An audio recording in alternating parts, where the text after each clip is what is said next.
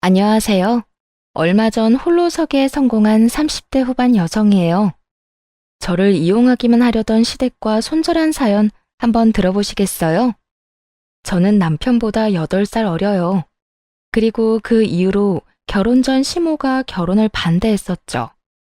웃긴 건 그때 당시 제 나이가 20대 후반이었다는 거예요. 절대 어린 나이가 아닌데 그래도 시모는 결혼을 반대하더군요. 그리고 시모도 시부와 10살이나 차이가 나는데 말이죠. 결혼을 안 했더라면 차라리 나았을 텐데 어쩌겠어요. 그때는 둘이 로미오와 줄리엣이라도 된 것 같은 기분이었거든요. 반대하면 더 타오른다더니 옛말 하나 틀린 거 하나 없더군요. 남편이 처음이자 마지막으로 한 번만 만나보라며 자기 부모님을 설득했고 결국 저는 시부모를 볼 수 있게 됐어요. 그래, 내 듣기로는 아버지께서 몇 해 전에 돌아가셨다고? 네, 제가 대학 들어가고 나서 암 때문에 입원하셨다가 결국 돌아가셨어요. 어머니께서 고생이 많으셨겠구나. 네, 일하시느라 바쁘셔서 자주 병원에 오지는 못하셨지만 아버지 돌아가실 때까지 병간호하면서 어머니도 도와드렸어요. 그러자 입 꾹 다물고 아무 말 안 하던 시모가 갑자기 끼어들어 묻더군요. 네가 아버지 병간호를 다 했다고? 암이라고 해도 연명 치료로 꽤 오랫동안 병원에 계셨을 텐데 얼마 동안 병간호 해드린 거야? 2년 반 정도요. 어머나, 긴 병에 효자 없다는데 어떻게 그렇게 오랫동안 간병을? 너무 어려서 걱정했더니 다 큰 어른이었네. 어린 아가씨가 어른 공경할 줄도 알고 참 기특해. 그런 것도 모르고 나는 여태까지 철없는 어린애라고만 생각했어. 앞으로 자주 놀러 와요. 이렇게 참한 아가씨라면 괜찮겠네. 이야기를 나누는 사이에 시모는 급격히 태도를 변경한 느낌이었어요. 친정아버지 병시중을 오래 들었다는 말에 어른을 잘 모시는 것처럼 보였나 봐요. 아버지 아프셨을 때는 제가 대학생이라 시간이 많이 남았었거든요. 그리고 저 말고 시간 뺄 수 있는 사람도 없었고요. 만약 일하고 있었다면 병간호를 못 해드렸을 수도 있겠죠. 그렇지만 그 일을 통해 시모에게 인정받게 되어 잘 됐다고 생각했어요. 그렇게 가까스로 시댁의 인정을 받고 당당히 결혼을 할 수 있었죠. 시모의 결혼식 낙에 어떤 꿍꿍이가 숨어 있다는 것도 모르고요. 그때는 그저 어른들 잘 모시면 되겠지 하며 편하게 생각했던 것 같아요. 그렇게 결혼을 하고 나이가 많은 남편 때문에 이세를 좀 빠르게 갖기로 했어요. 그런데 생각보다 자연 임신이 잘 안 되더군요. 제 나이가 많은 편이 아닌데 임신이 잘 안 되니 가족들은 걱정하기 시작했어요. 게다가 결혼 후 3년 차에 난임병원을 찾으려고 했는데 그 계획도 무산돼 버렸어요. 시부가 뇌졸중으로 쓰러졌다는 연락을 받았거든요. 산부인과 예약을 취소하고 급히 시부가 있는 병원으로 달려갔죠. 남편은 의사와 간호사에게 붙들려 시부 상태에 대한 이야기를 듣고 있었어요. 그러던 중 시모가 다가와서 그러더군요. 아가, 네 시아버지 뇌졸중으로 실려온 거야. 당분간 입원해 있어야 하고 병원에서 통합 간병인지 뭔지를 해준다는데 네 시아버지가 워낙 깔끔한 성미잖니. 바로바로 원하는 거 안 해주면 짜증내고 기분도 많이 안 좋아질 텐데 걱정이다. 나는 늙어서 힘도 없고 아는 것도 없으니 의지가 안 될 거고. 그러니 네가 시아버지 병수발 좀 들 수 있겠니? 아버님 퇴원하시고 나서요? 아니, 퇴원하려면 아직 한참 멀었어. 그 전에 병원에서 돌봐줄 사람이 필요해. 더 할 필요는 없고 딱 네 아버지 병간호했던 것만큼만 하면 돼. 아, 그러면 일 끝나고 와서 저녁에 봐드리면 될까요? 저녁에? 제대로 병간호하려면 일 그만둬야지. 저녁에만 필요한 거면 뭐하러 너한테 부탁하겠니? 그러니까 잘 좀 부탁한다. 네가 해본 적 있다니 이렇게 부탁하는 거야. 일을 그만두라고요? 그건 남편이랑 상의해봐야 할 것 같아요. 저희 결혼하면서 집 산다고 지금 대출금도 많이 남았고요. 당장 일을 그만두면 수입이 확 줄어서 큰일인데. 예, 네 남편이 그 정도 능력도 없겠니? 아버지가 아픈데 돈 때문에 뭐라 하진 않겠지. 그럼 일 언제부터 그만둘지 알아보고 연락 다오. 최대한 빨리 그만두고 간호 좀 해드려. 벌써부터 짜증을 내서 큰일이야. 시모는 제가 무조건 병수발을 들 거라는 생각을 하고 있더군요. 마음이 참 착잡했어요. 애를 가지려면 병원을 꼬박꼬박 다녀야 하는데 시부 병수발을 들라니. 매일매일 병수발을 들다 보면 2세 계획은 무산되고 애 없이 몇 년을 더 있어야 할 테니까요. 게다가 중간에 애가 생겨도 문제였죠. 임신했다고 병수발을 들게 하지 않으리라는 보장도 없잖아요. 혼자 아무리 고민해봐야 답은 안 나오니 일단 남편에게 말해보기로 했어요. 오빠, 어머님이 나더러 아버님 병간호하래. 내가 경험이 있으니까 부탁하신 것 같은데 우리 2세 계획은 좀 미뤄질 것 같은데 괜찮아? 괜찮지. 근데 정말로 아버지 병간호 해주려고? 너무 고맙다 진짜. 이렇게 착한 와이프 얻은 것도 복이지. 엄마는 나한테 고마워야 한다니까. 요즘 세상에 누가 시아버지 간병을 해? 근데 어머님께서 일 그만두고 아버님 병수발 들라고 하셔. 둘이 벌어도 생활비 많이 빠듯한데 어머님은 하루 종일 봐주길 원하시더라고. 뭐? 네가 일을 왜 그만둬? 저녁에만 병원에 가면 되지. 엄만 도대체 무슨 생각이신 거야? 일 그만두는 건 안 돼. 지금 들어가는 돈이 얼만데. 우리 결혼할 때 쓴 돈도 빨리 갚아야 한다고. 그럼 어떻게 할까? 그냥 저녁에만 돌봐드려도 되겠어? 그런데 어머님이 그렇게 말씀하셨으니 오빠가 대신 이야기 좀 해줘. 내가 이야기하면 변명처럼 들리고 하기 싫어하는 것처럼 보이잖아. 그럼 내가 나중에 엄마한테 말해놓을게. 너 일 그만두면 안 된다고. 솔직히 출산휴가나 육아휴직은 나라에서 돈이라도 좀 나온다지만 간병은 아닌데. 내 말대로 해. 그리고 집 산다고 대출을 얼마나 당겼었는지 엄마도 알면서. 너 일 그만두면 이 오빠 진짜 말라 비틀어질지도 몰라. 그럼 오빠가 꼭 좀 말씀드려줘. 나도 일해야 해서 하루 종일 봐드리기는 어렵다고. 그럼 그렇게 알고 저녁에만 아버님 병간호 해드릴게. 그래. 저녁에도 너무 늦게까지 있지 말고 9시 넘으면 집에 와. 어차피 그 시간 넘도록 남아있는 사람도 없을걸? 그렇게 남편과 대화를 하고 한결 홀가분해진 마음으로 시부의 병실을 찾아갔어요. 그리고 시모에게 말했죠. 어머님, 오빠한테 혹시 연락 받으셨어요? 무슨 연락? 나는 연락받은 거 없는데. 왜? 무슨 일 있니? 무슨 일이 있는 건 아니고요. 아버님 병간호에 대해 이야기했더니 일은 그만두지 말라고 했거든요. 오빠가 직접 말씀드린다고 했는데 많이 바빠서 연락을 아직 못 드렸나 봐요. 그렇게 이야기하자 시모가 저를 보며 눈알을 막 부라리더군요. 내가 일 그만두라고 한 거 못 들었어? 저녁에만 잠깐 돌보는 거면 내가 하지 왜 너한테 부탁하겠어? 애들 생각하는 것 좀 봐. 어떻게 시아버지 아프고 힘들어하는데 돈 때문에 간호를 못하겠다고 해? 너 혹시 네 아버지 간호할 때도 이런 식이었니? 눈 가리고 아웅하고 막 이랬어? 그런 게 아니라 집 대출금 갚는 것도 그렇고 혼자 일하기는 너무 힘들다면서 오빠가 저더러 일은 무조건 하라고 하더라고요. 제 몸이 하나인데 모두의 말을 들을 수는 없잖아요. 넌 그 정도도 남편한테 말 못하니? 네가 먼저 일 그만두고 병간호하겠다고 했으면 아들이 좋아하면서 하라고 했겠지.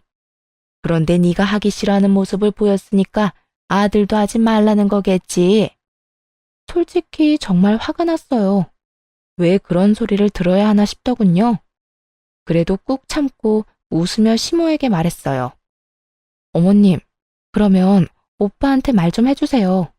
오빠가 제 말은 안 듣더라고요. 지금 전화해서 이야기해 주시면 될 것 같아요. 내가 왜 그런 말을 해? 네가 남편 설득해서 일 그만두고 여기 와야지. 내 아들이랑 이야기해야 하는 건 너야. 가만 보니 얘가 아들이랑 내 사이를 이간질시키려고 하네. 대체 뭐가 이간질이라는 건지 정말 묻고 싶더라고요. 그 나이를 먹도록 이간질의 뜻도 모르나 봐요. 둘의 바람을 동시에 들어줄 수가 없어서 얘기 좀 해보라는 게 어떻게 이간질인지. 딱 보니 시모는 이런 생각인 것 같았어요.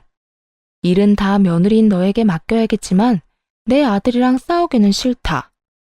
그 얕은 수가 다 보여서 너무 열받았어요. 아니, 누가 병수발 안 든다고 했냐고요. 기껏 양보해줬으면 해결 안 된 나머지는 어떻게 할 건지 이야기를 끝내야 하잖아요. 돈 때문에 절대 일을 그만두면 안 된다는 남편. 일을 아예 그만두고 하루 종일 시아버지 병수발을 들라는 시어머니. 그 사이에서 더 이상 이리 치이고 저리 치이고 싶지 않더군요. 그래서 일단 직장의 연차부터 일주일치 한꺼번에 제출했어요. 그리고 나와서 남편에게 말했죠. 오빠, 나 내일부터 일 안 해. 어머님 말씀대로 낮에도 아버님 병간호하려고. 오빠가 어머님한테 말 안 한 것 같더라. 어머님도 오빠한테 말하기 싫다고 하시고. 그래서 그냥 내가 일 그만두고 하루 종일 아버님 수발 들기로 했어. 뭐? 이렇게 갑자기 일을 그만두면 어떡해? 그럼 내가 뭘 어떻게 할 수 있는데. 어머님이 나더러 하루 종일 간병하라고 하시는데 그렇다고 어머님이랑 싸워? 그러면 오빠가 좋겠어? 구구절절 맞는 말만 하자 남편은 아무 말도 못하고 한숨만 쉬더군요. 속으로 쌤통이다 싶었어요. 그러게 미리 둘이서 이야기 다 끝냈으면 이럴 일 없잖아요. 그제야 남편도 저한테 화만 내고 있을 수는 없다고 생각했나 보더라고요. 여보세요, 엄마. 도대체 이게 무슨 짓이에요? 며느리가 시아버지를 저녁에만 봐주면 되지. 무슨 하루 종일 부려먹으라고 일까지 그만두라고 하냐고요. 너 지금 네 마누라 편드니? 걔가 뭐라고 해? 걔가 이 말 저 말 안 가리고 전하면서 우리 싸우도록 만드는 거지? 도대체 무슨 소리 하시는 거예요? 엄마가 일 그만두라고 윽박질렀다면서요. 그러니 와이프가 결국 그대로 했다잖아요. 온종일 며느리 공짜로 부려먹을 생각이면 차라리 간병인 사서 쓰세요. 아버지 앞으로 보험 나오는 것도 있잖아요. 와이프한테 한 달 월급만큼 안 줄 거면 일 시킬 생각도 말고요. 얘는 너희 아버지 앞으로 나오는 돈을 왜 그런 데다 쓰니? 아버지 아파서 또 목돈 들면 어떡하려고. 집안에 노동력이 있으면 써야지 왜 아껴? 너 능력 없니? 혼자 벌어서 살림 꾸릴 만큼의 능력도 안 돼? 제가 결혼할 때 뭐 부모 덕이라도 봤어요? 저한테서 능력 찾지 말고 엄마나 잘해요. 아빠는 엄마 남편인데 엄마가 알아서 책임지고 수발 드는 게 맞지. 일하는 며느리 직장까지 관두게 하고서 이러는 건 아니죠. 겉으로는 남편이 저를 위하는 것 같았지만 사실은 아니라는 걸 잘 알고 있었어요.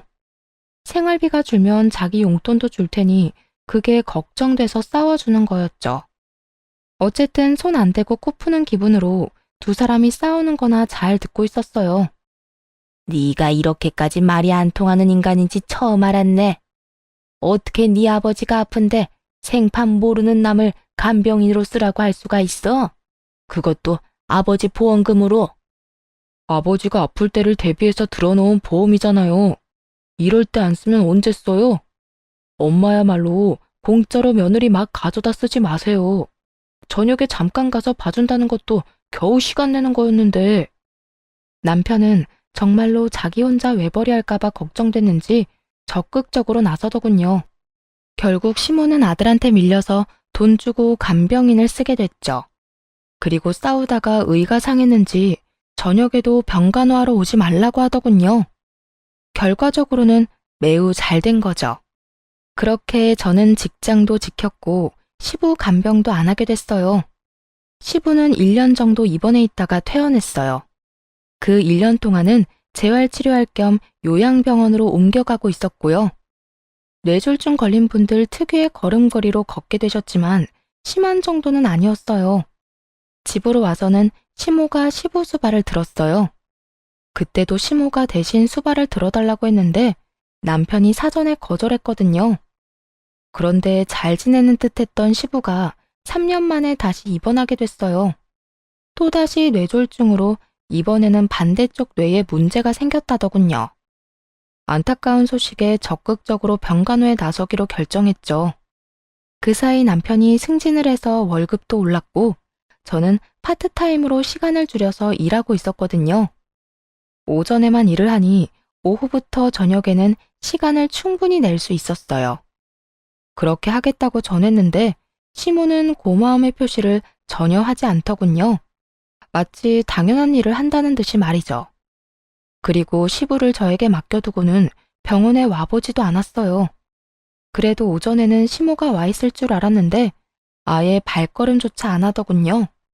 그렇게 저 혼자만 시부 간병하고 의료진 이야기를 듣고 시부에게 필요한 것들을 준비하는 나날이었어요. 게다가 남편도 많이 바쁜지 매일같이 야근하고 병문안도 제대로 오질 못하더라고요. 그 상태로 2달 정도 흘렀는데 어느 날부터 시모가 함께 간병하기 시작하더군요.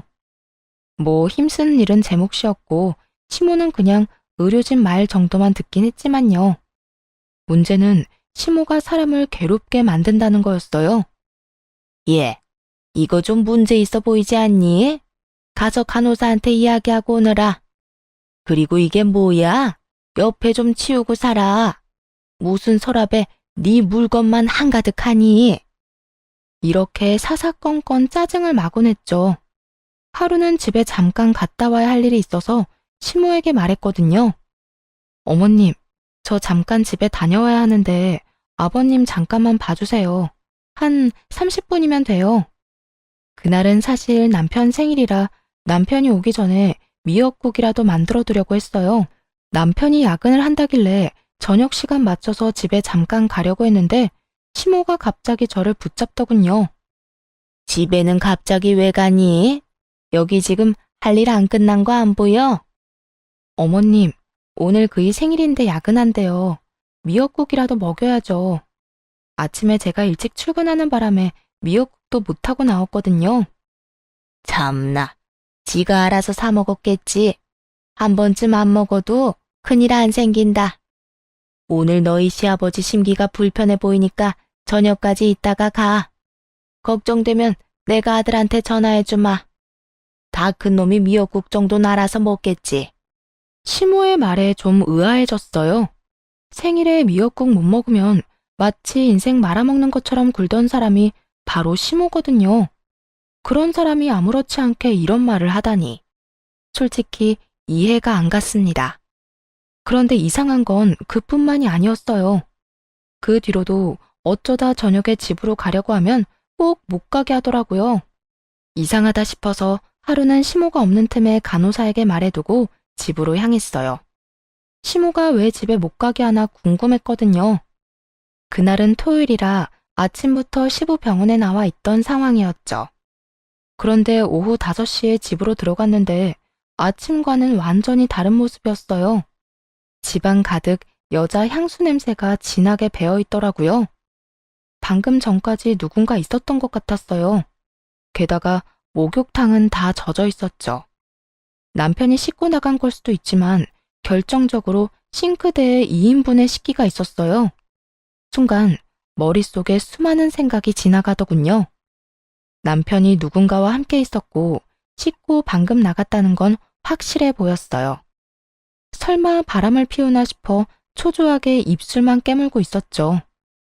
남편에게 추궁할까 했지만 이 진한 향수의 주인이 여자가 아닐 수도 있잖아요.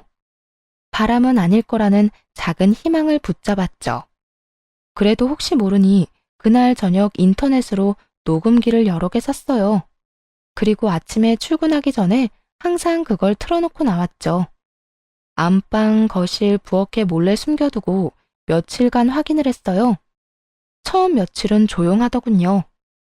그나마 이상한 점은 남편이 매일같이 늦게 온다는 점이었어요. 평일 내내 야근을 하는 건 아무래도 좀 수상하잖아요. 그러다 드디어 주말에 남편의 이중 생활이 녹음기에 딱 걸리고 말았어요. 자기야, 와이프는 내가 이렇게 집에 왔다 갔다 하는데도 모르나 봐? 몰라. 요즘 많이 바쁘거든. 그러니까 내가 너 여기로 불렀지. 밖에서 노는 것도 좋지만 역시 집이 최고잖아. 와이프 몰래 스릴도 즐기고. 오는 시간이 좀 늦어졌으면 좋겠는데 그 여자는 단 한 번을 늦게 오는 법이 없어. 그러면 우리한테는 다행이지. 쓸데없이 빨리 오진 않을 거 아니야? 그런데 우리 집은 언제쯤 계약되는 거야? 얼른 거기서 살고 싶단 말이야. 계약은 벌써 끝났지. 이제 몸만 들어가면 돼. 엄마한테 돈까지 빌려서 가는 거니까 나중에 우리 엄마한테 잘해. 알았지? 걱정 마. 내가 어른들을 얼마나 잘 모시는데. 그래도 병수발까지 들기는 좀 힘들겠지만 혹시 집에 아프신 분은 없지? 그럼 아픈 사람 없어. 다들 건강하셔. 그리고 아직 그런 거 생각 안 해도 돼. 그 여자랑 이혼하고 나면 생각할 문제지. 그래서 이혼은 언제 할 건데? 언제까지 나 이렇게 외롭게 둘 거냐고. 조금만 기다려줘. 때가 되면 내가 다 알아서 할 테니까 그때까지만 좀 참아. 알았지? 그런 대화가 함께 쪽쪽 소리까지 듣고 있으려니 귀가 썩을 것 같더군요. 게다가 시모에게 돈을 빌려서 상간녀와 살 집을 마련했단 말에 정신이 확 들었어요. 순간 남편에게 전화하려다가 말았습니다. 혹시라도 증거 불충분으로 이혼할 때 불리하면 어떡하나 싶어서요. 지금 이 상황만으로도 충분히 억울한데 재산 분할이며 위자료도 제대로 못 받으면 정말 억울할 것 같더라고요. 시모에게는 말을 해야 하나 말아야 하나 고민했어요. 팔은 안으로 굽는다는데 제 말이 통하기는 할까 하는 생각이 들었거든요. 그래서 결국 말하지 않기로 했어요. 그리고 조심스레 증거를 모으기로 했죠. 그런데 며칠 지나지 않아서 시모가 뜬금없이 이런 말을 하더라고요. 너 요즘 돈을 어디에다 쓰니? 내가 보니까 돈 쓸 곳이 없어 보이는데 왜 집에 돈이 없다고 했어? 네? 그게 무슨 말씀이세요? 아니, 너 네 남편한테 돈이 부족하다고 나한테 돈 좀 빌리라고 말했다면서. 설마 시아버지 병수발 하는데 돈 안 줬다고 그러는 건 아니지? 그렇게 말하며 시모가 눈을 새초롬하게 떠 흘겨보더군요.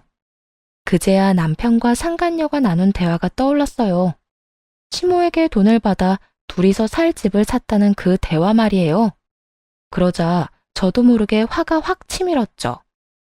너 남의 돈 그렇게 함부로 가져가는 거 아니다. 가족끼리 이런 말 하긴 좀 그런데 매달 꼬박꼬박 갚아줬으면 좋겠어. 아들이 나중에 한꺼번에 갚아준다고 했는데 그게 마음처럼 되겠니? 차라리 매달 조금씩이라도 돌려받는 게 마음 편하지. 혹시 돈이 없으면 친정에서 빌려서라도 갚아라. 알았니? 그 말을 듣는데 진짜 한 소리 퍼붓고 싶더라고요. 내가 그걸 왜 갚냐고요. 지금 바람난 남편 놈 두고 시부 병수발 들고 있는 이 현실만으로도 열받아 죽겠는데 솔직히 이때는 증거고 뭐고 다 때려치우고 떠나고 싶은 마음뿐이었어요. 꾹 참은 보람이 있는지 남편 뒷조사를 통해 분류는 제대로 잡을 수 있었어요. 상간녀는 같은 회사 직원이었더라고요. 그런데 녹음기에 남겨진 남편과 시모의 대화가 정말 충격적이었어요. 야, 너 이제 나한테 네 마누라 잡아두라고 시키지 마라. 그년이 눈치가 빨라서 이제 둘러댈 것도 없어. 엄마, 조금만 더 부탁해요. 조금 있으면 나도 그런 부탁할 일 없어요. 아니 근데 진짜로 너 안 들킨 거 맞니? 요새 걔 표정이 안 좋던데. 너 바람난 거 들키면 네 마누라가 시아버지 간호한다고 하겠어? 지금 당장 때려치우고 나가겠지. 아직 열심히 간호하고 있는 거 보면 모른다니까. 어차피 아버지 돌아가시면 그 여자 필요도 없어질 텐데 그때 돼서 이혼하자고 하면 지가 뭐 어쩌겠어요. 그러니까 좀만 참아요. 엄마도 편하고 좋잖아. 두 사람이 같이 짠 거였더라고요. 남편 놈은 외도 숨기려고 시모 이용했고 시모는 시부 간병 안 하려고 남편 도와 저를 붙잡아 둔 거고 둘 다 그나물의 그 밥처럼 폭삭 상한 인간들이었죠. 며칠 후 남편에게 아무 이유도 되지 않고 이혼하자고 말했죠. 증거를 들고 있으면서도 상간녀 이야기는 꺼내지도 않았어요. 왜냐고요? 그래야 남편놈도 뒤통수 맞은 제 기분에 반이라도 느낄 테니까요. 갑자기 무슨 이혼이야? 왜 그러는데? 아버지 병수발 드는 게 힘들어? 그러면 이달까지만 하고 그만둬도 돼. 이달 말이면 집 공사라도 끝나는 모양인가 보더군요. 그러니 우리 집을 외도 장소로 이용할 필요도 없을 것이고요. 대답도 안 하자 남편이 답답한 듯 캐묻더군요. 진짜 이럴 거야? 대답 좀 해봐. 왜 이혼하자는 건데? 당신이 생각해봐. 내가 왜 이혼하고 싶은 건지. 그렇게 말하니 더 미칠 것 같았나 봐요. 그러거나 말거나 남편 놈은 놔두고 그 다음날 바로 변호사 선임부터 했어요. 그리고 이혼 소송을 진행하기로 했죠. 변호사 선임한 날부터 당연히 시부 병간호는 하러 가지 않았어요. 발길을 뚝 끊었더니 시모에게서 전화가 오더군요. 전화를 받을 생각도 없었지만 사실 전화를 받을 수가 없는 상황이었어요. 왜냐하면 상간녀를 만나야 했거든요. 남편을 시부에게로 보내놓고 상간녀를 만나 잠깐 이야기하자며 카페로 갔어요. 남편과 같은 회사를 다니는 건 알고 있었으니 그 앞에서 기다렸죠. 그 여자는 상간녀 주제에 상당히 당당하더군요. 그래서 무슨 일로 찾으셨어요? 저희가 사귀는 사이인 건 이미 아시는 것 같은데 할 말 있으면 그이랑 하세요. 저는 할 말 없으니까. 죄송한데 남편이랑은 얘기가 안 통해서 여기 온 거예요. 당신한테 말하는 게 더 빠를 것 같아서. 헤어져라 이딴 소리 할 거면 그냥 가세요. 우리는 안 헤어져요. 그 사람이 나 좋다고 결혼까지 하자는데 우리가 왜 헤어져요? 그러니까 이상하잖아요. 제가 남편한테 이혼해달라고 했는데 그 인간이 안 해주겠대요. 왜 그런지 좀 물어봐 주실래요? 평온하게 그렇게 말하자 여자가 잠깐 당황한 듯 말을 못하더군요. 그러더니 뻣뻣하게 웃으며 그랬어요. 그런 이야기하면 내가 흔들릴 거라고 생각했나 본데 착각이거든요.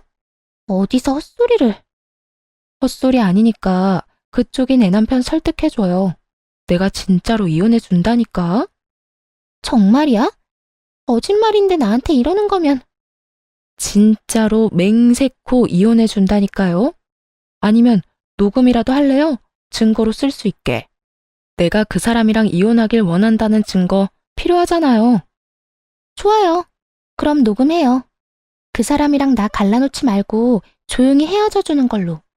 솔직히 우리가 떳떳한 사이는 아니지만 그렇다고 사랑도 안 하는 그쪽이랑 계속 사는 건 또 아니잖아요. 서로 좋아하는 사람이랑 살아야지. 그러니까요. 살다 남편 불륜으로 이혼하게 될 줄은 상상도 못했네. 어쨌든 그쪽이 당장 이혼할 수 있도록 남편 설득 한번 시켜줘 봐요. 멍청한 상간녀는 그렇게 제 앞에서 남편에게 전화를 했어요. 스스로 불륜했음을 시인하는 내용을 잔뜩 녹음해놓고 말이죠. 자기야, 와이프랑 언제 이혼하는 거야? 빨리 이혼하고 우리 같이 살면 안 돼? 갑자기 또 왜 그래? 내가 때가 되면 말한다고 얘기했잖아. 그것도 못 기다려? 우리 애기가 왜 또 마음이 조급해졌지? 이제 당신 집도 생겼는데. 그때가 언젠데. 혹시 이미 이혼하자는 얘기 나온 거 아니야? 상대방이 먼저 이혼하자고 하면 무조건 이혼해. 알았지? 아니, 근데 도대체 무슨 때를 기다린다는 거야. 어쨌든 그런 게 있어. 와이프랑 나는 법적으로 얽힌 사이니까 마구잡이로 이혼할 수는 없다고. 최대한 내가 손해를 덜 보는 쪽으로 이혼을 해야 될 거 아니야. 그래야 자기랑 결혼할 때 더 도움이 되지. 자기가 손해를 덜 보는 게 뭔데? 지금 사는 집도 자기 거라서 이혼해도 재산 분할 거의 안 한다고 얘기하지 않았어? 상간녀의 마음을 얻기 위해서인지 남편이 거짓말을 야무지게도 했더군요. 그 집 살 때 제가 보탠 돈이 얼만데. 게다가 제 월급으로 생활비 충당해놓고 저런 말 하는 거 보니 진짜 역겨웠어요. 이혼 이야기 잘 꺼냈다 싶더라고요. 남편은 시부가 죽고 나서 제가 필요 없어지면 이혼하고 싶었던 것 같아요. 시부가 아프다는 사실을 상간녀가 모르고 있는 걸 보면 틀림없었죠. 어쨌든 두 번 다시 그 얘기 꺼내지 마. 나 안 그래도 지금 힘들고 바쁘다고. 자기도 이러면 내가 얼마나 더 힘들겠어? 이렇게 떽떽거리고 쪼아대는 거 와이프만으로도 좋게. 그러니까 조금만 더 기다려. 알았지? 상간녀의 마음을 아는지 모르는지 남편놈은 당장은 이혼 못한다고 못 박았어요. 상간녀는 그런 남편의 단호함에 열받았는지 끈질기게 물고 늘어지더군요. 그 모습을 보는데 솔직히 너무 웃겼어요. 남편은 이혼하지 않겠다고 하고 상간녀는 이혼하라고 닥달하는 상황이잖아요.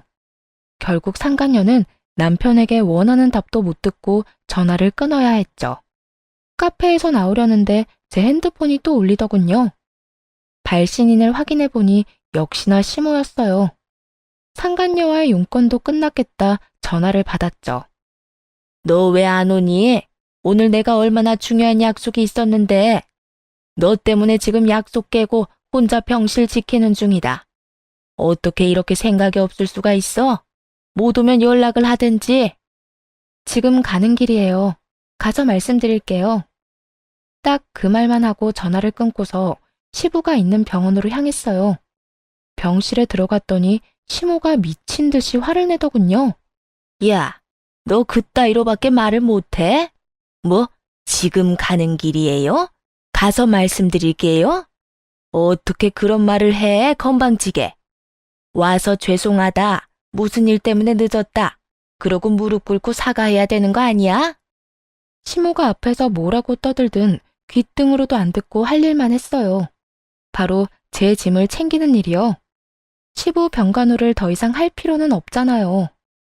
이미 이혼하자고 남편한테 이야기했는데 말이죠. 시모도 그제야 뭔가 이상하게 느껴졌는지 이내 조용히 눈치를 살피기 시작했어요. 아무 말 없이 짐을 다 싼 후에 시모에게 말했죠. 앞으로 저는 여기 올 일 없을 거예요. 아버님 수발은 이제 남편 상간녀한테 부탁하시면 되겠네요. 남편한테 좋은 여자가 있다는데 제가 힘들게 수발될 필요 없잖아요. 안 그래요? 그렇게 말하자 시모가 깜짝 놀랐는지 아무 말도 못하고 눈을 피하더군요. 그런 시모에게 한마디 더 해줬어요. 어머님도 참 고생하셨어요. 여태까지 아들 바람 피우는 거 도와주시느라. 이제 저희 이혼하고 나면 그런 짓은 안 하셔도 되니까 좋겠네요. 신경 쓸 일이 하나 줄잖아요. 네가 무슨 말을 하는 건지 난 잘 모르겠구나. 그런데 너희 이혼하기로 했니? 나한테 빌려간 돈은 어떡하고? 그 돈 갚기 전에는 이혼 못한다. 다시 돌려줄 때까지 절대로 허락 못해. 아, 그 돈이요? 남편이 어디 썼는지 잘 알 거예요. 저도 들은 적만 있는데 아마 상간녀 집 사주는 데 썼을걸요? 그러니까 돈 받고 싶으시면 상간녀한테 가서 달라고 하세요. 원하시면 제 금융기록 다 까봐도 상관없고요. 그 이야기를 듣자마자 시모가 노발대발하더군요. 미친놈이 그 돈을 상간녀한테 줬다고? 나한테는 분명히 네가 필요해서 가져간다고 했는데. 그러더니 곧바로 남편에게 전화를 하더군요. 너 어디야? 당장 네 아버지 병원으로 튀어와. 왜 그래요? 안 그래도 병원 앞이에요. 연락을 안 받았더니 남편도 마침 이 병원으로 저를 찾으러 왔더군요. 야 이놈아, 너 내 돈 어쨌어? 그 돈 상간녀한테 줬다는 게 진짜야? 너 그년한테 얼마나 줬어? 엄마, 미쳤어? 갑자기 무슨 상관녀야? 와이프가 오해하잖아요. 무슨 착각하고 그런 말 하는지 모르겠는데 그만 좀 해요. 시모의 말에 남편놈이 기겁을 하며 자기를 두들겨대는 시모를 떼어내더군요. 이제 와서 네 마누라한테 들킬까봐 걱정이냐? 이놈아, 이미 다 알고 있어. 네 상간녀가 내 돈 가져간 것까지 알고 있더라. 너 도대체 뭐 하고 다닌 거야? 내 돈 받을 수 있는 건 맞아? 그러자 시모보다 더 절박한 표정으로 남편이 저를 바라보며 말했어요. 여보, 아니야. 당신이 오해하고 있는 거야. 내가 다 설명할 수 있어. 나는 오해하고 있는 거 하나도 없어. 그러니까 앞으로 당신 아버지 병간호는 상간녀나 시켜. 사랑하는 남자 아버지니까 그 수발도 다 들겠지. 예비 시어머니한테 빌려간 돈도 다시 돌려줄 테고. 지금 안 보여? 어머님 돈 못 받으실까봐 눈에 핏발 선 거. 꼭 돌려주라고 전해줘. 그렇게 말하자 시모는 새삼 또 열받았는지 남편 놈 멱살을 붙들고 소리치더군요. 너 당장 내 돈 가져와. 아니면 네가 매달 이자까지 쳐서 갚든지. 무려 7천만 원이나 처먹고 입을 싹 닫아? 네가 아들놈이야?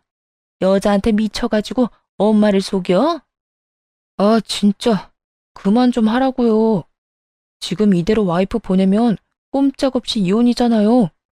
여보, 잠깐만. 저를 붙잡으려는 남편을 시모가 붙들고 아주 난리도 아니었어요. 그런 두 사람을 뒤로하고 집으로 돌아와 짐을 챙겨 나왔죠. 소장도 날아갔는지 그 뒤로 남편이 전화하고 난리 났더군요. 사실 상간녀에게 보낸 소장이 무슨 이유에서인지 한번 반송됐거든요. 그래서 다음에는 회사로 소장을 보내버렸더니 결국 소문이 다 난 거죠. 미혼인 여자가 위자료 소장 받았는데 그 이유가 뭐겠어요? 평소 남편이랑 친하게 지냈기에 사람들 입에서 입으로 아름아름 퍼져나가며 결국 회사 전체에 소문이 나버렸대요. 남편 놈이 제발 만나서 이야기하자길래 상간녀한테도 연락해서 나오라고 했어요. 셋이 만나 깔끔하게 단판 짓는 게 낫다고 생각했거든요. 여보, 진짜로 그런 거 아니야. 불륜이라니. 발뺌을 하시겠다. 이거 보세요. 이미 당신 상간녀가 바람난 거 시인했고 녹음까지 다 해놨어. 증거자료 한번 들어볼래? 상간녀 음성이 녹음된 파일을 들려주니 남편 놈이 이를 꽉 깨물더군요. 그러고는 너무 열받았는지 마침 이쪽으로 오던 상간녀에게 소리를 꽥 질렀어요. 너 미쳤어? 어? 바보 천치가 아닌 이상 네가 유부남이랑 만난 걸 인정하는 녹음을 왜 해? 당연히 이 여자가 이혼해준다고 하니까 그랬지. 아니, 자기야말로 이게 나한테 화낼 일이야? 언제는 이혼하고 나랑 살고 싶다며. 그런데 이제 와서 화내는 거 보니까 이혼 진짜로 하기 싫었나 봐. 아니, 자기야, 그게 아니라. 이 쓰레기야. 내가 장난감처럼 보여? 너 그 집도 온전히 네 거 아니라며? 또 너네 엄마가 집안에 아픈 사람 있어서 병수발까지 들어야 한다고 하더라. 회사에도 소문 다 나서 지금 열받아 죽겠는데. 헤어져. 나 이런 식으로 너랑 만날 생각 없어. 자기야, 잠깐만 있어봐. 내 말 좀 들어보라고. 야, 너 내가 준 돈은 돌려줘야 할 거 아니야? 이 미친놈아. 그 돈은 내 위자료야. 너한테 돌려줄 필요 없다고. 너 같은 사기꾼한테 당한 거 생각하면 그것도 싼 거지. 상간녀와 사이가 틀어지는 바람에 남편 놈은 그쪽을 달래느라 정신이 없었어요. 하긴 저하고는 이미 법적으로 정리가 되어가고 있었으니까요. 남편 입장에서는 저쪽이라도 건져야 자기 살구멍이 보이지 않았겠어요? 그렇게 저와 남편은 이혼하게 됐어요. 당연히 남편의 불륜, 시부를 모시던 제 상황 등이 참작되어 제게 유리하게 끝났죠. 그런데 판결이 나고 전 시모가 친정까지 저를 찾아왔더군요. 얘야, 이제 그 여자랑 우리 아들 헤어졌어. 그러니까 다시 제자리로 돌아오거라, 응? 우리 아들 혼자서 힘들어하는 거 보니 내가 더 힘들구나. 너도 어차피 이혼하고 힘들지 않니? 우리가 앞으로 너 하고 싶은 대로 다 하게 해줄 테니. 아주머니, 저는 다시 돌아갈 생각 추호도 없어요. 두 사람이 한 행동이 괘씸해서 싫어요. 마누라한테 대리호도 시켜놓고 바람 피운 놈이나 그런 놈도 아들이라고 며느리 속인 아주머니나 똑같은 쓰레기인데 제가 왜 다시 쓰레기통에 다시 들어가요? 안 그래요? 너 지금 우리한테 쓰레기라고 했어? 그럼 쓰레기가 아니면 뭐예요? 인간이라고 하기엔 한 짓이 너무 더럽잖아요. 저한테 이런 취급 계속 받고 싶은 거 아니면 앞으로 찾아오지 마세요. 결국 전 시모는 좋은 소리 하나도 못 듣고 쫓겨나듯 나갔어요. 정말 괘씸하기 짝이 없었어요. 사람을 한껏 기만해놓고 이제 와서 다시 돌아오라뇨? 제대로 용서를 구한 적도 없으면서 그저 자기들이 힘들어서 찾아왔으면서 이혼하고 나서 전 남편이 힘든 상황에 처한 건 맞아요. 아니, 자기가 뿌린 대로 거둔 상황이죠. 저한테 재산 분할해주고 위자료까지 줘야 해서 살고 있던 집도 팔아야 했고, 상간녀와는 싸우고 헤어지는 바람에 그쪽 집으로도 돌아갈 수 없게 됐거든요. 그러니 결국에는 자기 부모님 댁으로 비집고 들어갔다고 하더군요. 게다가 전 시모는 병수발 들어주던 며느리 잃고 아들에게 빌려준 돈도 못 받았어요. 상간녀가 집을 팔긴 했지만 그 돈을 상간녀 위자료로 저한테 줬다고 하더라고요. 상간녀는 자기 돈으로는 절대 줄 생각 없다고 말했다고 하고요. 전 남편에게는 그게 말도 안 되는 일이었나 봐요. 헤어졌으니까 상간녀 위자료는 네가 내라며 상간녀를 엄청 쫓아다녔다고 하더군요. 그렇게 죽고 못 살 것처럼 사랑하더니 한순간에 죽일 것 같은 원수지간이 된 게 웃기지도 않았어요. 저딴 가벼운 사랑 때문에 제 인생이 망가지다니 조금 씁쓸하기도 했어요. 얼마 전에 전 시부가 입원한 병원에 간 적이 있어요. 가까운 지인 한 분이 입원하게 돼서 병문안을 하러요. 그런데 하필 전 시부 병실과 가까웠는지 안에서 얘기하는 소리가 다 들리더군요. 전 시모와 전 남편 목소리였어요. 너 내 돈 언제 갚을 거냐? 능력도 없는 놈이 개집질하다가 이혼당하고 돈까지 날려? 너를 믿은 내가 바보지. 그 돈이 어떤 돈인데? 내 노후자금 탈탈 털어서 상간녀한테 갖다 바친 네 놈이 제일 나빠 이놈아. 그러는 엄마는 뭐 잘한 거 있어? 아버지 병수발 들어야 하는 건 왜 그 여자한테 미리 말해가지고. 그 여자랑 헤어졌으니까 그 돈을 못 받은 거지. 아우, 진짜 미쳐서 돌아버리겠네. 아니, 뭔 도둑질도 손발이 맞아야 하지. 사람의 탈을 쓰고 어떻게 저렇게 막말을 할 수가 있을까요? 그냥 두 사람 다 참 힘겹게 사는구나 싶었어요. 시모는 아침부터 저녁까지 시부 간병하느라 힘들어 죽고, 남편 놈은 여자도 잃고 돈도 잃고 직장에서 퇴사 권유까지 받았다고 하더군요. 결국 권고사직으로 퇴사했다는데 지금쯤 두 사람이 반성은 하나 궁금하긴 하네요. 몇 번이고 연락이 왔지만 다 거절했어요. 저도 이제는 제 인생 살아야 하지 않겠어요? 한동안은 후련하기도 했지만 눈물도 많이 흘리며 지냈어요. 사랑을 잃어서 아프다기보다는 배신당한 아픔이 참 컸거든요. 다른 사람을 이제 믿을 수 있을까? 의문이 들기는 하지만 그래도 아직 세상에는 좋은 사람도 많다는 걸 믿고 싶네요. 긴 글 읽어주셔서 감사합니다. 모두 행복한 하루 되세요.